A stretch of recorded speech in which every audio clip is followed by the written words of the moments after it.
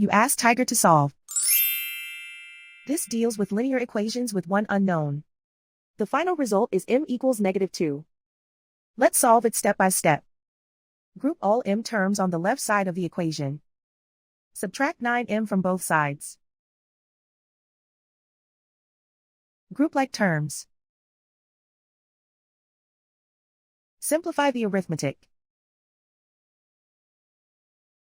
Group like terms. Simplify the arithmetic. Group all constants on the right side of the equation. Add 1 to both sides. Simplify the arithmetic.